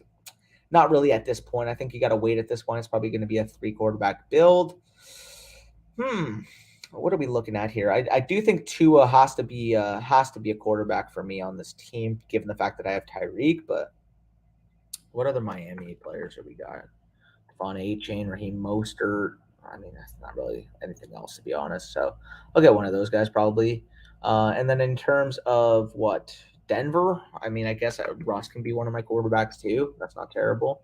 So let's start some Broncos. Sutton, Javonte, Samaje, Greg Dulcich, Marvin Mims. So we'll get those teams on the deck. About to be picking here on the clock. I'm not going to say his name out loud, but he probably shouldn't be here. Cheeky's probably going to take him, but let's just hope he doesn't. I love QJ in best ball as well. Yeah, no, he is a great option. By the way, Michael Pittman did fall to me, and I do have to pivot here because Michael Pittman should not be here. I just wanted to quickly check. Kyle Pitts and the other tight ends are off the board. No real running backs maybe like a Dameon Pierce type, but I do think Michael Pittman has to be the pick. And if that's going to be the case, this might still be a 2 quarterback build if I can get Tua Tagovailoa and Anthony Richardson added to the squad. So crazy thing about the league, I got Pollard in round 7. It was the day Zeke had that issue in the parking garage. I was a few picks away and could not believe Pollard fell after that report. Yeah, that's pretty crazy there. Great value, not to mention, I mean, he's ended up developing into one of the pure best talents in the NFL at the position. So let's just say it aged well for you. I can't believe Michael Pittman at the end of the 6th round is available. Like, I'm sorry, but that's just crazy good value. Quentin Johnson, I think, would have been a great pick. If I had gone with Justin Herbert, if I had not gotten sniped on him, Quentin Johnson probably would have been my pick. But, I mean, with Michael Pittman, you really can't go wrong with a player that projects so favorably as an alpha target wide receiver 1 in that offense. So love that there. Are we serious, dude? Or you snipe me on both, J Mafia? You go with a naked Herbert and a naked Tua 13 picks ahead of ADP. Like, are you watching the stream, man? Whatever. Yeah, no, that's not cool. Well, that sucks. I'm just gonna get an upside piece here. Go to Deshaun. I will pivot, I guess, into Elijah Moore or something if he's even available. Wow, that is awful. That is a heartbreaker. That is a heartbreaker, man. Don't love Pittman's weekly upside. Yeah, but I mean, at the end of the 6th round, I understand the weekly upside, like I was kind of saying, but at the end of the 6th round, I think it's pretty solid there. Tua, like unstacked Tua and unstacked Herbert, both ahead of ADP, both guys that I fucking literally had in my queue. Like, are we serious, man? You don't have any correlation between them, man. Whatever. I mean, if he wants the money punt like that, then he can do him. Yeah, let's look at the board right now. Other than that, I kind of panicked, took Deshaun Watson just because I wanted a quarterback with that type of ceiling. And I mean, you guys have heard me in the past just talk about Deshaun Watson, the fact that if this guy reclaims his form, he could be a legitimate top 5 fantasy quarterback. So don't mind taking him there. Kind of want to get Elijah Moore here though, and I kind of want to get David Njoku because I already made that bet. So we just gotta kind of pray that those guys fall to the turn at this point, which, given the room and given how I've been sniped, is probably going to be unlikely.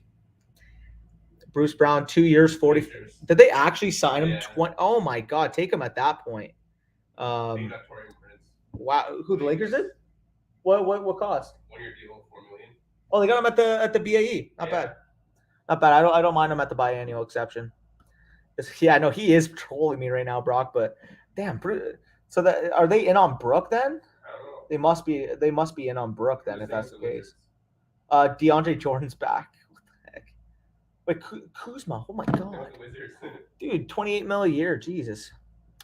Wow. So he was not lying about that 30 million a year. Pacers are throwing. Yeah. Hey, listen, like, I wanted Bruce Brown, but if you guys are going to give him that type of bag, then you guys can keep him, to be honest.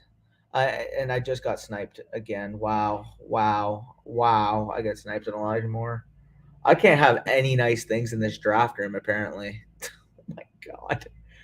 This guy took both Herbert and Tua Tagovailoa when I had both wide receivers. Oh my God. But sorry, I didn't actually have Herbert wide receiver, but regardless, like after taking Herbert when I was gonna stack him, I ended up getting sniped. So not great. Can I at least get David Njoku? Like that's not hoping for too much, is it? That's really not hoping for too much.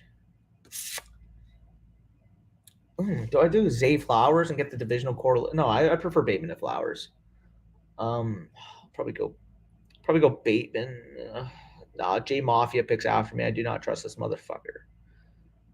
Okay, let me just take the tight end. I like some of those wide receivers left. I don't mind waiting. I'm a little baffled, to be honest. Just took them. Okay. All right, we are fine now. His agent deserves him. Yeah, that is pretty crazy. I was a big fan of Rashad Bateman's father when he played in the league. Master. Jesus, Matt, you almost got me to read that out loud. So big shout out there. For those of you that don't know, you can pretty much put 2 and 2 together there. But yeah, speaking of Bateman, he does go off the board with Bo Bolts' pick. I'm gonna be back on the clock in 4 and probably gonna want a wide receiver here, possibly. Yeah, maybe a back. I don't kind of between it. Is there any quarterbacks here? I mean, I could go with Dak, but I don't really. I do have Pollard. I could go with Gallup. That's interesting. I don't really like Jameson at that cost. It's probably going to be Dak, to be honest, because all the running backs are going off the board. Let me get the Broncos out of the queue. I'm gonna pivot to the Cowboys because I do have Tony Pollard here. Dak Prescott, Young Dakota. If this guy snipes me somehow on Dak, okay, yeah, thank you. Fuck you, rebreathe, pal.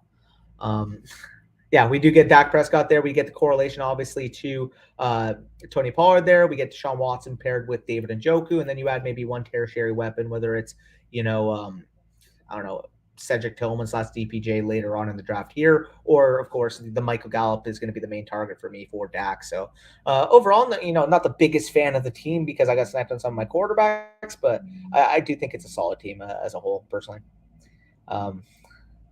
Yeah, everybody's loving Matt. I provide the comic relief. Yeah, no. Every time Matt hops in the stream and Corey's in here, you just ask him about the bets.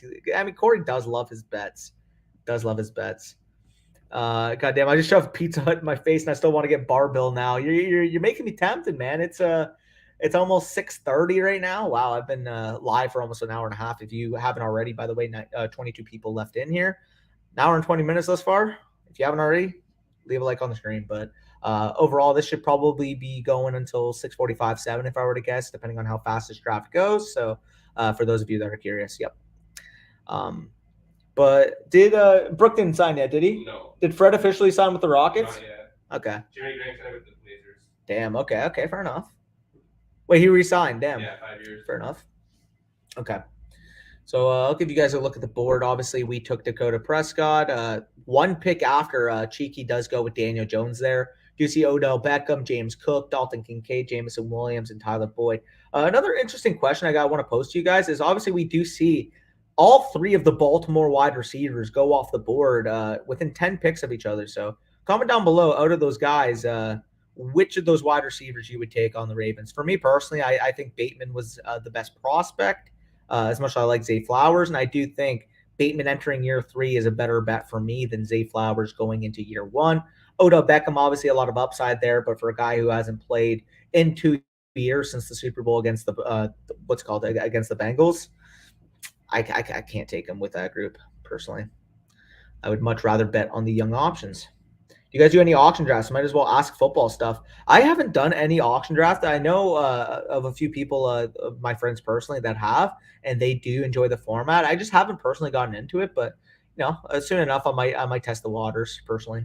But Bateman's a long term, but this year, that's kind of how I view it as well, Brock. I would agree with you there. Though if Bateman does have a breakout type of season, I do think him and Zay could be relatively close in terms of dynasty assets.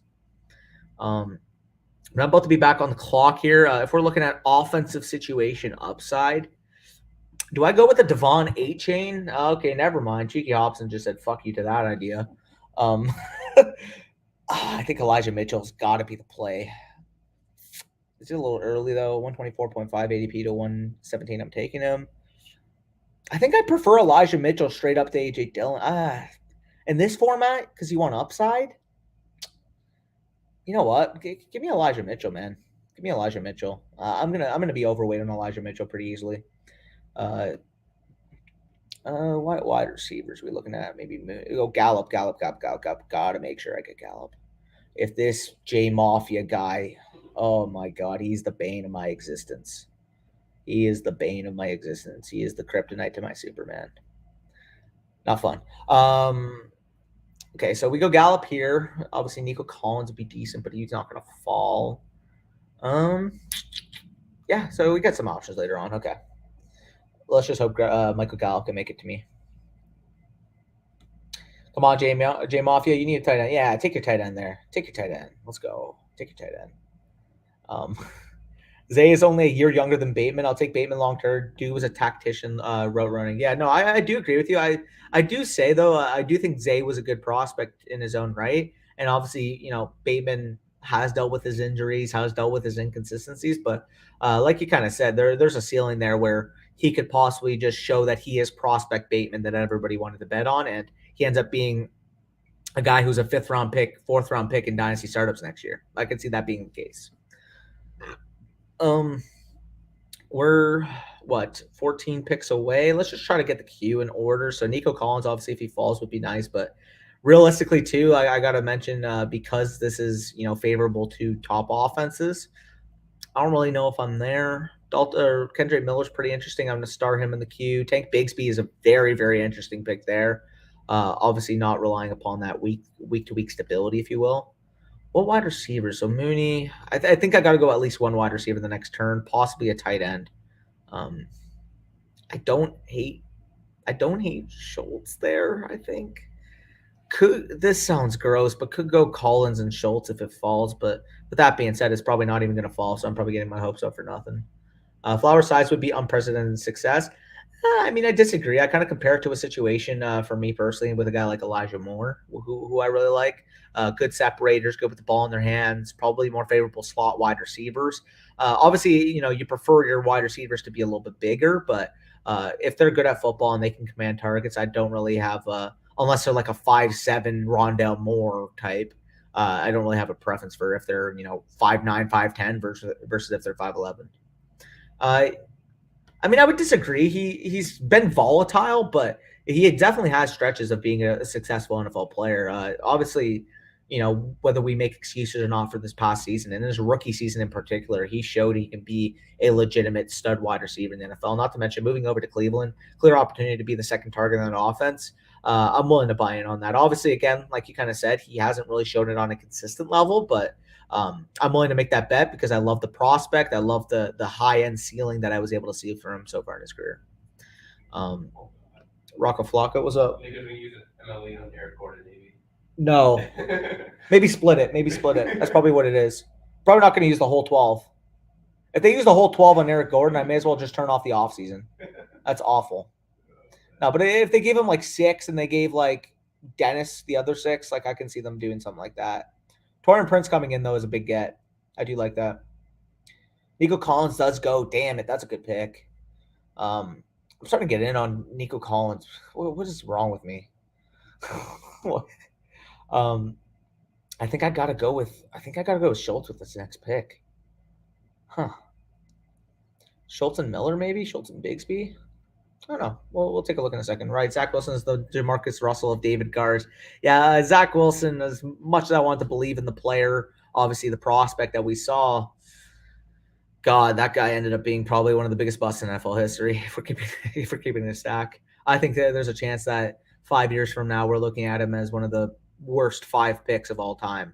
Like, it's not even hyperbolic. It's bad.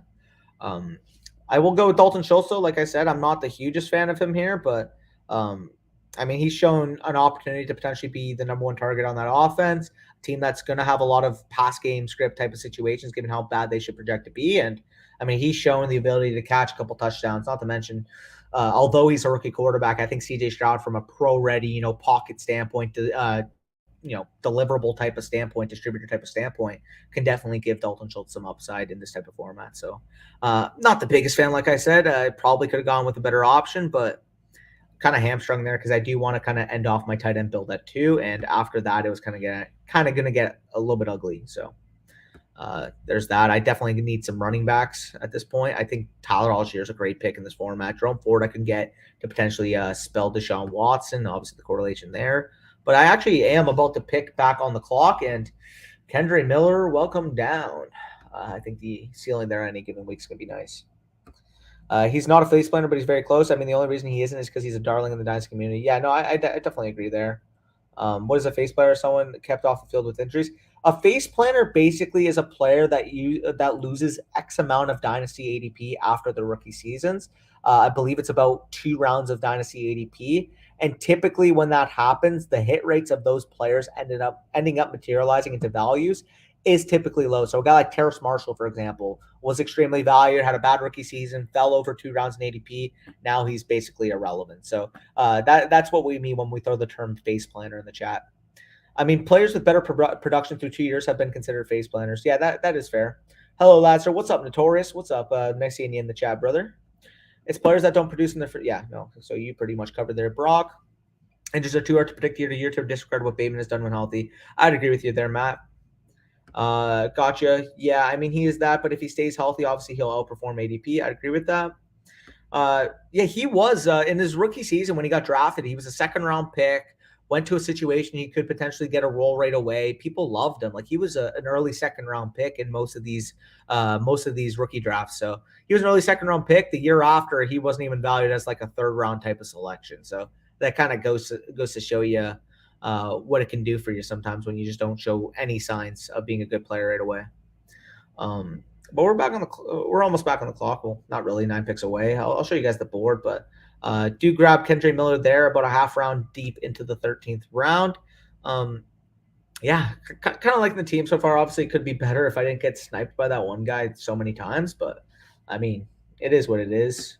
Do I have any Cleveland started? Let me see what we got there. DBJ, Cedric Tillman, not bad there. And then if we're looking at what I have Dak, right? Ferguson I can get. Maybe a Malik Davis type, Schoonmaker, maybe by the end of the season gets a role. We could look into that. But overall, some guys I'm pretty happy with. Yeah, I'm not sure he outperforms ADP if healthy. Yeah, I mean, I would probably agree with that. I'm not sure he outperforms ADP. ADP. Yeah, that's fair.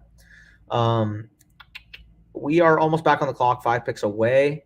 Like I kind of said, we could go with the correlation of Jerome Ford, but to be honest, I don't know. I don't really trust Jerome Ford much, to be honest. Like he's okay, I guess.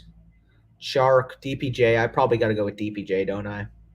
Probably got to go with DPJ, and I probably got to end this off as a 6 running back build. Damn it, Tyjae Spears was actually a guy I was pretty in on there. Yeah, so we go with DPJ. We get our 6th wide receiver. We're probably going to make this a 2, 6, 7, 2. So that would be 13, 15, 17. And then we could end at another tight end. So 2, 6, 7, 3 is probably the ideal build for this team. Bateman. It's risky banking on an analytical profile that and small stretch of rookie production. The upside is there, but I don't think it's guaranteed he outperforms his ADP if healthy. Spicy, I mean, what's he being drafted at? Mid to late wide receiver 3? Yeah, something like that. What is here, let me just check it right now. Bateman's being drafted as the wide receiver 46. So that cost, I mean, if you're looking at that, that's a wide receiver 4. I'm willing to buy him in on that price. By the way, let me plug my laptop in. This thing's about to die. We're about to be on the clock here. Just give me a second. All right, let me just make this pick. I will go. Oh, I got it for correlation. I got to go with DPJ, but typically I would go with Rashid Shaheed there because you guys know I like Rashid Shaheed quite a bit. So let's plug this in. Okay. We should be good. All right. Let me get back to some of your guys' comments and show you guys the board in case you guys were disengaged for a second. All right.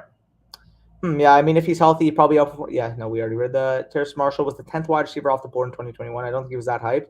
I disagree. I think he was personally going off the board higher than 10th wide receiver. For the most, or I mean, in terms of the NFL draft, sure, 10th wide receiver off the board, but in terms of Dynasty, this is a guy that, for the most part, was valued as the wide receiver 6, the wide receiver 7, guy that people really, really liked. What you doing in Buffalo? Just going to rip a couple drafts, get some drafts in down here. Obviously, in Ontario, I am not able to do drafts, so wanted to rip some drafts, wanted to get you guys some content. Obviously, been going live strong for the past hour and a half thus far. So the plan would be, stay with Buffalo, get some drafts, maybe go out tonight, get a drink or something like that. And then obviously tomorrow I'll be heading over to my cottage, which is about a half an hour drive from here on the other side of the border. So that's the perk of that as well. So works out well. Eskridge and Atwell, we're ahead of them. Yeah. I'm on the clock. Damn. Oh, do I need a running back? Just go Mostert. Yeah. Okay. Oh, we got Tyreek Hill. Got some correlation there. I don't mind that. Though with that being said, John Mechie at 173 is pretty decent too. Trust Marshall will get hyped. Got hyped a lot. I do not remember. People all love the wide receiver. Yeah, no, I would agree with you there, Brock. People love the wide receiver core there. He was probably boosted being teammates with Chase and Jefferson. Exactly. Yeah, no, 100%. 100% he was. So if we're looking at the team right now, in terms of our correlations, we got Deshaun Watson correlated to Donovan Peoples-Jones and David Njoku. Obviously, you would have preferred an Elijah Moore or a Amari Cooper mixed in there, but kind of a last-second pivot after both those guys were off the board. I don't really mind that. And then Dak Prescott correlated to Tony Pollard, Michael Gallup, and then potentially adding, one of Ferguson or Schoonmaker at the end of the draft. So overall, probably, like I said, probably going to end off with one more running back, one more wide receiver, and one more tight end in this build. If I'm trying to map out the running back, Chase Brown would have been fucking perfect, but it's not on the board. Maybe Deontay Foreman, Gus Edwards, someone like that. Cordell Patterson. Wide receivers, I do like DJ Chark at this value. I do like Chase Claypool, Wan'Dale Robinson, and then at tight end, like I said, there's a couple names there. But worst case scenario, if I have to pivot off to like a Michael Mayer, I don't mind that as well, even though the offense doesn't project to be strong. He also had production, TD dependent, didn't clear 800 yards. Yeah, that's fair. Last draft, if not maybe a private one. Yeah, it's most likely going to be the last draft. Kind of getting a little bit tired right now. A bit, like I said, been on strong by the end of this, probably for about an hour 45. But if I do, maybe by the time I'm leaving this draft, I might join one off stream. So if you guys want to get in, I might just let you guys queue in with me, and then I can end the stream or something like that. We'll figure something out. We'll figure it out. Jefferson cleared it twice, and Chase doubled it his big year. Yeah, no, that's fair. We are 8 picks away, by the way, so we're entering the 16th round. I go Raheem Mostert. We do see John Mechie, Rashid Shaheed. Rashid Shaheed going into the 15th round, I think, is a good value.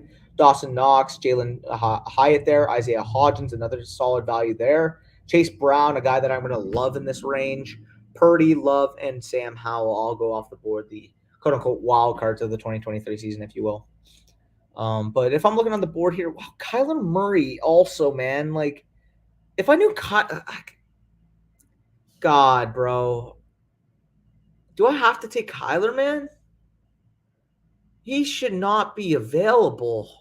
Okay, thank you, Rich. What the hell? Kyler Murray's a 16th round pick, you guys? Are we serious? Yeah, like that's a great quarterback core, and I probably would have gone Kyler too. So great pick there, Rich. Why is Kyler Murray going after fucking Jordan Love and Brock Purdy and Sam Howell, man? Matthew Stafford's going fucking 3 rounds ahead of Kyler Murray, man. Like, I get it. The guy plays on a bad team and he might miss time, but this is a weekly fucking tournament. This guy plays 4 weeks in the season. He's got quarterback 1 overall ceiling. Like, what are we doing here? Oh, man, that just kind of made me upset. I mean, that I remember his analytical profile. Yeah, that is fair. Let me go back here. We're on the clock. Looking at the board. Not going to go with quarterback, obviously. We could go with Wandale. Maybe a Renfro. Nah, I don't want to go with Renfro in this format, especially on stack. What type of offense do we got here? What, maybe a running back? I mean, I could go CPAT or tight end. We got to go quick. Fuck it. Wandale. Oh, no. Okay, I guess I got Cedric Tillman. Okay, well. Okay. Man. Correlation, I guess, but in the 16th round is not fun. Who thinks that NFL? Yeah, a lot of people said that. A lot of people did say that. Honestly, though, people that were looking at spreadsheets, a lot of people had Bateman over Smith in that draft. For us personally, we preferred Smith and Waddle to Bateman, but a lot of people did actually have Bateman as the wide receiver 2 in the draft after Jamar Chase. So, yeah, people in the analytics community absolutely loved Rashad Bateman. Absolutely loved him. Damn, I actually really got auto-picked Cedric Tillman. Okay. All right, well, we got Cordero Patterson here. By the way, don't you guys sleep? Cedric Tillman, 1 week. Amari Cooper is going to go down with plantar fasciitis because he always seems to go down with plantar fasciitis. Elijah Moore is going to kind of be held in check. You know, he's going to be the slot wide receiver. They're going to have, a good slot corner that week. He's going to be held in check. Deshaun Watson's going to throw 4 touchdowns, 2 to David Njoku, 100 yards and a touchdown to Cedric Tillman, 100 yards and a touchdown to Donovan Peoples-Jones on sleep. With that being said, Cordell Patterson will be my pick. Oh, man, I'm making up scenarios just to validate the pick. That's why FC is the best. Y'all use the numbers and the film. Best process, not close. Appreciate that, Brock. Appreciate that.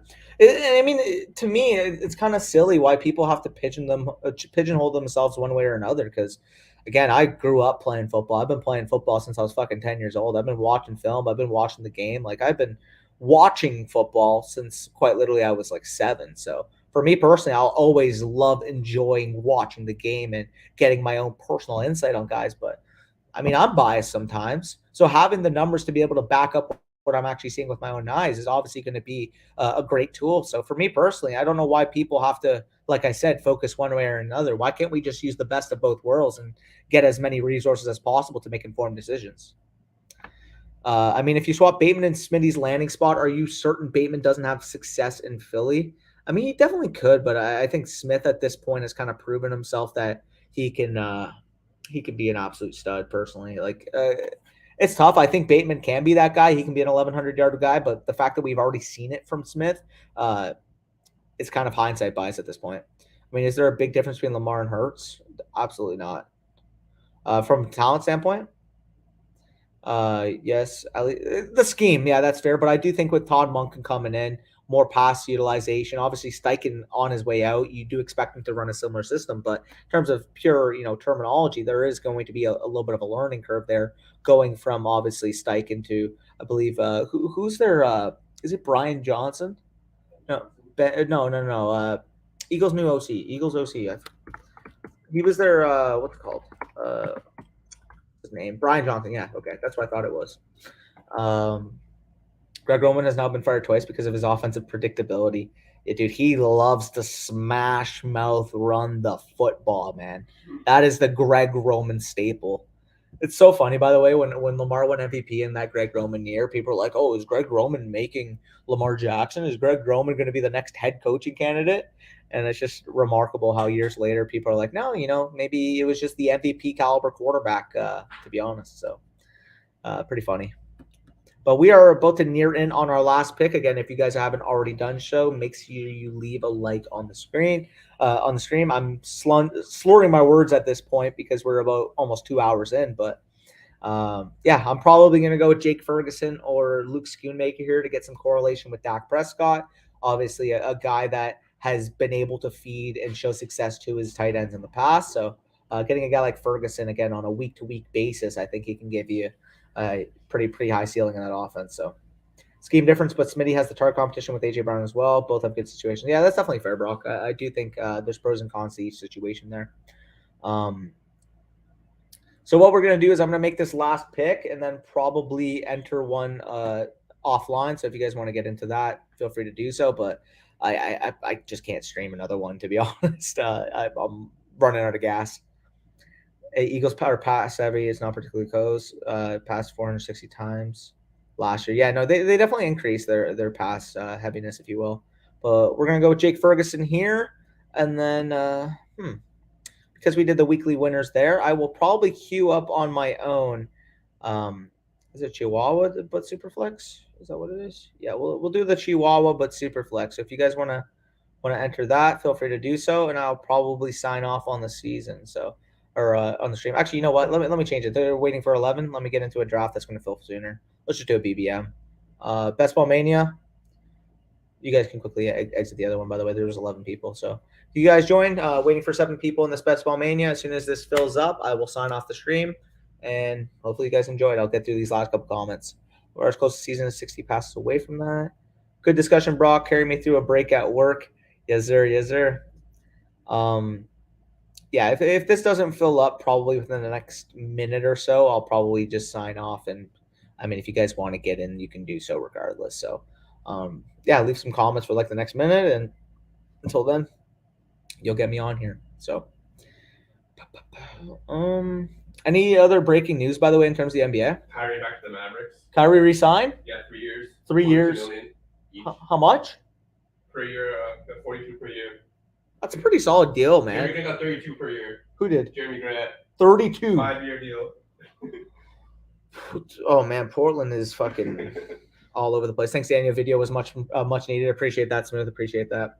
Here's a comment, Danny. Love the bandana. Appreciate that. Actually, I think we talked about this before, but I'm not sure if you can see that. But big shout out to Mr. JID there. Saw him live personally. Signed bandana. Got to meet him and everything. So. I love repeating stories, but I mean, I'm Italian and I'm Canadian, so why are you guys surprised by that? Have a great weekend. Appreciate that, Smooth. You as well. People acting like Bateman has a bad situation with Lamar's hilarious. Many at best has a slightly better situation. Yeah, I would agree with you there, Brock. I would agree, but we're waiting on 4 people. Come on, guys. There's 16 people in there. I'm sure we can fill this up. Let's do this. By the way, the fact that 16 of you are still showing support an hour and 42 minutes in. I appreciate you guys a lot for that, man. Honestly, appreciate you guys a ton. LOL, dude, it's not ideal. He's more talented. Smitty's more productive. Yeah. Oh, they're cooking. Brock and Matter are firing off in the chat at each other. Wow.